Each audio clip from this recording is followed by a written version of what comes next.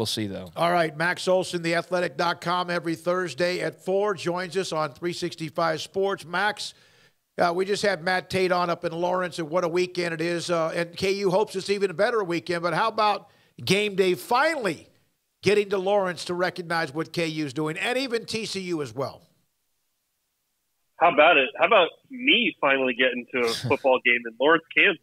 I've not, ESPN never sent me to ever cover one there in my time there because I was based down in Texas. So this is and then I moved up north, but then the pandemic hits. This is the first for me to go to a Kansas football game, and I'm sure you guys have been to some when Baylor's been there, right? Yeah, I've been there a couple of different times. Different environments this weekend than the ones you've been to, I'm guessing. A little bit different. Yeah, the other one looked like it was in the middle of a pandemic because, again, the crowd was sparse. But good for them, man. Good for KU. Incredible. Yeah, they're the story of the season, I think, in college football. And just really special. I'm sure you guys talked about it with Matt, but I'm just continue to be impressed every week. And, what kind of odds do you think we could have gotten this summer if I told you Kansas will be the first Big 12 team to clinch a bowl game if they win this weekend? Yeah, we mentioned that a few minutes ago. Probably got it off of your timeline or somebody else's. But how about the first Big 12 game day will be not only Kansas but Kansas TCU of all teams. Like there's not even a Texas or Oklahoma it's Kansas TCU. It's crazy. We were joking on the podcast we taped today, like that game was definitely going to be on ESPN Plus at the start of the season, right? Oh, yeah. No question. I asked at the beginning of the game, was like, if you were to sit down and draft the Big 12 schedule, where does TCU Kansas eventually get picked? Like prior to the year, like later part of the top 50. Like I don't even know where it would have come in, but yeah, now here it is. It's college game day, so it's an incredible turn of events. Yeah, it's really well. Okay, let's think about that. There's what is that? 8 times 9 or 9 times 9? Yeah, it's not in the top 50, right? No, it's maybe 80, 81 or 75 or whatever. Yeah. My math there is horrible. I think it's like 45. But yeah, no. It's going to be cool to see. And you just what a great weekend of games in the conference. Max, on the TC, or I guess Kansas got the win over Iowa State, got some breaks, but as Smokey pointed out and Matt pointed out, like they had to win a game with their defense for once. So maybe in the way that it was a struggle, it was a great thing for them that they had to win a little bit differently when the offense wasn't just popping 40 burgers left and right. On the TCU side of things, I mean, did you see that coming with Oklahoma and Sonny Dykes and company already being this much in stride?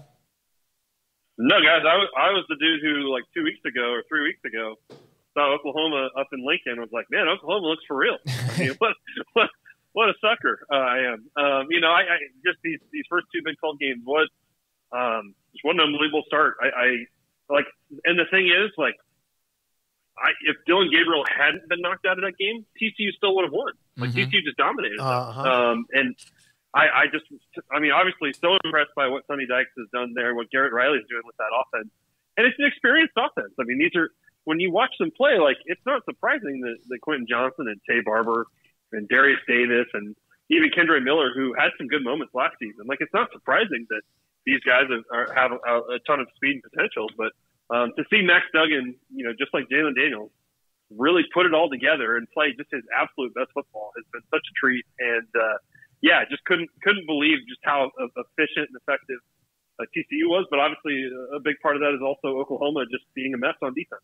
Can you see OU rallying the troops with, we don't know the status of Gabriel, and they just look, and I know Venables' key thing is defense, but, man, they really, over the last several years, have truly struggled tackling in space, whatever. Can you see them? I know there's a rivalry, the emotions. Can they rally the troops this week? Yeah, I mean, you have to simplify, right? And I don't know just how you inject all that confidence back into your guys, in a matter of 7 days, and they just look totally different on defense. But this is Red River. I've seen it before. I mean, I remember covering the game in 2015 when I thought, Texas, I think, was 1-4, and I just assumed Oklahoma was going to murder them with, Baker Mayfield and Lincoln Riley and all that, and Texas finds a way to grind out a win. So yes, I feel like the years when I think Red River is just going to be a beatdown, it usually doesn't go that way. But the Oklahoma quarterback deal, it's just hard to get past. I mean, and you knew this was a problem if you looked at them on paper this offseason. That's why they brought in Davis Bevel from Pitt, who hasn't looked very good in the chances he's had. They don't have anyone behind Dylan Gabriel, and that was kind of that's the tough thing with this team, especially after you lose Caleb Williams and Spencer Rattler, is just you don't have that depth. And so, worst case scenario here, if Gabriel is going to miss a game here, then offensively, you got to figure something else out, because this is just, you're not going to get the kind of quarterback play that we're used to seeing from Oklahoma.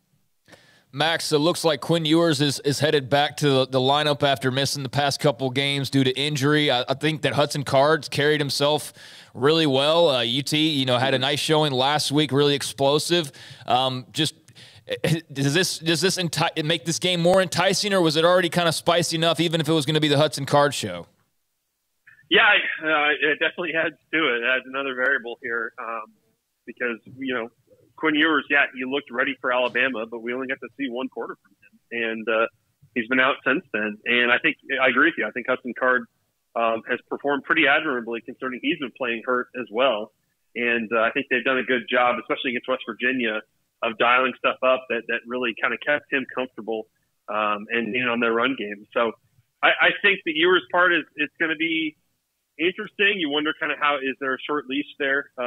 In Sarkisian's eyes, when you feel like you kind of trust what Hudson Card's been doing lately. But, guys, obviously when you think back to last year, Texas played a pretty perfect first half and then totally blew it. I think the big thing for Texas this week is just, not only you can't take this one for granted just because he's, a little beaten up here, but got to find a way to finish. That's just been the thing that these Texas teams under Sark just haven't done, and especially away from home. And this is a week when you've got to take the lessons of last year and be a lot better.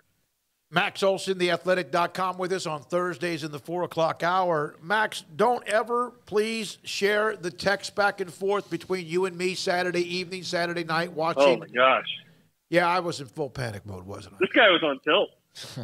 I was. I can believe it. I was. Well, I still care about him. You don't. But we're talking about – that's not necessarily true. I know. No, it is. Yeah, this guy is Smokey can be a bit of a frustrated Husker watcher, which you only have you only have a decade or two of experience with that now, right? Yes, that's the worst part. Yeah, I at least enjoyed some good moments back in the day.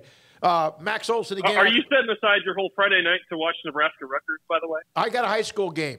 I'm not watching it. Okay, good. No, I'm not watching it. I'm not even going to put it on DVR. I was texting Max Craig and everyone else during the game against Indiana, and it was going down that pipe, down that rabbit hole again, but they found a way, and I was in full panic mode because I just want to enjoy a win. But that's enough. They don't deserve any more coverage, and too much already we've given them this year. I say that every week. I know. I do. Every week. I still enjoy it, though. So how much do you see this Alabama A&M game up in Tuscaloosa? This was going to be about two guys that were mouthing off and whatever else, bitter, arguing, whatever. And now it's about, can A&M win a game? They had a couple of nice ranked wins, but then they get smoked by Mississippi State, and now here comes Alabama on the road. Yeah, and that one has just kind of has blowout written all over it. Although obviously last year I don't think we were expecting A&M to pull off what they did against Bama, but it just feels different with this team. You're going to have to go with Haynes King this week, and I'm curious to see how much they would put Connor Wigman into action here when we haven't really seen him so far against this Alabama team. But yeah, it's not a totally dissimilar conversation from Venables and his defense, but except that Jimbo Fisher, like as much as he needs to simplify and needs to figure out how to get these guys to play with some confidence again, Jimbo Fisher has recruited all the guys for this. You know what I mean? That's the difference. They've built this exactly how they wanted in recruiting, and it's not working. And so how they try to kind of figuring out an offense that can be competitive, it's going to be interesting to see this week. But A&M was just not very good in all three phases last week, and so yeah, you're not if you're Nagy, it's hard to have a ton of optimism about this one. But Alabama has had some moments this season when they've looked beatable. So I'm not saying that this is hopeless, but yeah, we're in a rough stretch here for Jimbo Fisher. Max, we talked a little bit about OU Texas, and that's just a game I think we're all just kind of waiting to see how that how that goes, because it's, obviously OU's in a bad place, and Texas is riding a little bit of momentum. Kansas, TCU, we touched on as well, and how exciting that is. But going back to last weekend, Oklahoma State walked into Waco and got themselves a nice win against Baylor. Certainly from the Baylor perspective, there's some things that you could, different moments in that game, go, well, that cost them, and that cost them, and that cost them. So they go into the bye week back to the drawing board. But for Oklahoma State, what did you see from them? What do you like from them right now, and kind of how do you see them in the full mix of the Big 12 at the moment?